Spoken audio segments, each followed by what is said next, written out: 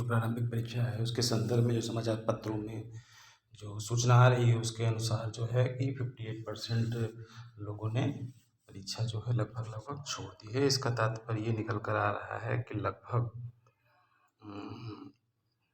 3 लाख के आसपास अभ्यर्थी एब्सेंट रहे। अब प्रश्नों की प्रकृति के बारे में अगर देखेंगे तो प्रश्न तो थोड़ा सा जटिल आए ही हैं। यूपीएससी स्टैंडर्ड के जो प्रश्न आए हैं, परंतु कुछ प्रश्न उसमें से रिपीट भी हुए हैं पुराने प्रश्न पत्रों को लेकर के, जिसमें से ऐसी जनरल सूचना आ रही है कि इतिहास और भूगोल के प्रश्न जो थे वो थोड़ा सा अभी हम लोगों ने देखा भी अपने उसमें किस तरीके से पुराने प्रश्नों की पुनरावृत्ति हुई है और कठिन प्रश्नों की पुनरावृत्ति हुई है। इसलिए इन समाचार पत्रों में जो सूचना निकली है वो एक जनरल एनालिसिस के बाद निकली है कि बहुत थे प्रश्न उत्तर के विकल्पों ने उलझाया, जो कि उसमें किसी में नहीं वाला प्रश्न था, किसी में 1 2 3 4 1 2 इस तरीके के प्रश्न जो थे। तो कहने का तात्पर्य ये है कि लगभग अगर आप 2020 से 25 तक देखेंगे तो परीक्षार्थियों की जो परीक्षा देने वाले छात्र छात्राओं की उपस्थिति है वो लगभग 42% के आसपास लोग उपस्थित माने गए हैं। 6 लाख लोग पंजीकृत थे, तो इसका मतलब 3 लाख के आसपास लोगों ने परीक्षाएं छोड़ दी हैं और संतुलित रूप से प्रश्न पत्र तैयार किया गया। प्रश्नों की प्रकृति को हम लोगों ने देखा है किस तरीके से प्रश्न आए हैं और ट्रेंड इसका इसी तरीके से आगे भी आएगा। यद्यपि पुराने प्रश्न जो कठिन वाले थे उनकी पुनरावृत्ति तो हुई है, या तथ्यात्मक प्रश्न जो आए थे उनको मल्टीपल कर दिया गया है, लेकिन यूपीएससी के जो बहुत सारे सिंपल क्वेश्चंस थे उसको पुराने प्रश्न पत्रों में से ले लिया गया है, ऐसा कि प्रतीत होता है। अभी हम लोग जब विश्लेषण करेंगे तो आगे और देख लेंगे कि कहाँ से प्रश्नों की पुनरावृत्ति हुई है। तो इस तरीके से ये सूचना है कि अब लगभग 50% 60% के आसपास लोग परीक्षा में शामिल थे। सीटों की संख्या अगर बढ़ती है रिजल्ट आने तक तो इसकी मेरिट का आकलन करना आसान हो जाएगा।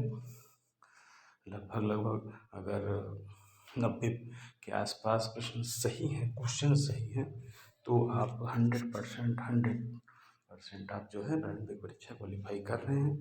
अब इसमें हम लोग मुख्य परीक्षा से जुड़े हुए विभिन्न आयाम को देखेंगे धीरे धीरे करके आने वाले समय में। कुछ अपने व्यक्तिगत अनुभव तथा परीक्षा से जुड़े हुए तथ्य और जो प्रश्न आए हुए हैं यूपीएससी स्तर पर भी मुख्य परीक्षा में, उसको हम लोग देखेंगे। उत्तर प्रदेश विशेष के संदर्भ में हम लोग इस पर कुछ अच्छी चीज़ों का संकलन लेकर आके चर्चा करेंगे, जो कि काफ़ी लाभप्रद होगा। अगर हम लोग प्रश्नों में देखें तो जो देखिए ये अंतर्राष्ट्रीय बुकर पुरस्कार से इस तरीके से प्रश्न आया और भारत के उपराष्ट्रपति से जुड़ा हुआ ऐसा प्रश्न देखिए आया हुआ भारतीय राज्य व्यवस्था से। अब अगर उपराष्ट्रपति के संदर्भ में डिटेल में आप नहीं पढ़े हैं तो उसको नहीं हल कर सकते हैं। इस तरीके से देखिए ये एक विश्व जल आपूर्ति के क्रम में जो स्रोत हैं उनका डिटेल दिया हुआ है, हिंद महासागर के संदर्भ में है। और ये समसामयिक का एक प्रश्न आया है, चंद्रयान आदित्य 11 इनसेट RLV इसको किस तरीके से लॉन्च किया गया, इसकी क्रोनोलॉजी क्या है। और ये सवाल जो है पगलिहार डैम, पंघोल डैम, श्रीशैलम डैम, ये पुराना प्रश्न है जो कि रिपीट है। अब रीजन एसोसिएशन के भी प्रश्न आए हुए थे, रीजन एसोसिएशन के प्रश्न भी सीधे, चूँकि निगेटिव मार्किंग है इसलिए उसमें एक एक प्रश्न पर जो है आपके अगर कठिन प्रश्न है और समझ में नहीं आ रहा है तो आपकी सफलता के लिए वो एक ये देखिए अग्लुहास और ब्राज़ील ये दोनों गर्म जलधारा है।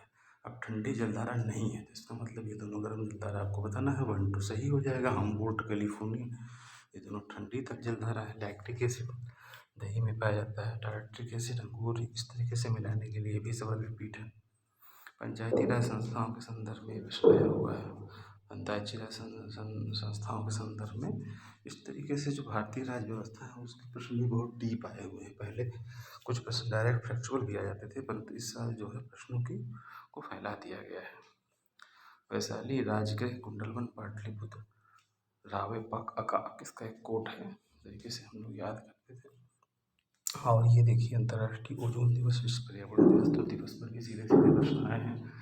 अब हम मुख्य परीक्षा के संदर्भ में जब हम लोग इस पर चर्चा करेंगे तो सामान्य अध्ययन के प्रश्न पत्रों के साथ निबंध, हिंदी और उत्तर प्रदेश के जो 2 प्रश्न पत्र हैं उसको लेकर के विस्तार रूप से हम लोग इस पर समय समय पर देखेंगे और जो प्रश्न लाभकारी हैं, जो तथ्य लाभकारी हैं उसको अपना व्यक्तिगत अनुभव के साथ इसको प्रस्तुत करने का प्रयास करेंगे। और हाँ, यदि अगर परीक्षा के परिणाम की प्रतीक्षा करके अगर आप तैयारी करेंगे तो निश्चित रूप से उसका लाभ उतना नहीं मिल पाएगा, क्योंकि परीक्षा का जो रिजल्ट है, रिजल्ट आने तक आधा समय निकल जाएगा और आपकी बहुत सारा महत्वपूर्ण समय निकल जाएगा। तो यदि आप 50-50 में इकपट में हैं, तब भी आप मुख्य परीक्षा की तैयारी तत्काल प्रभाव से करना आरंभ कर दें, जो कि आपके लिए अत्यंत लाभप्रद रहेगा। ठीक है मित्रों, इसी के साथ इसको यहाँ पर विराम देते हैं। पुनः अगले एक छोटे वीडियो में फिर हम लोग अपने व्यक्तिगत अनुभव को लेकर के अपने विचारों को साझा करेंगे। नमस्कार।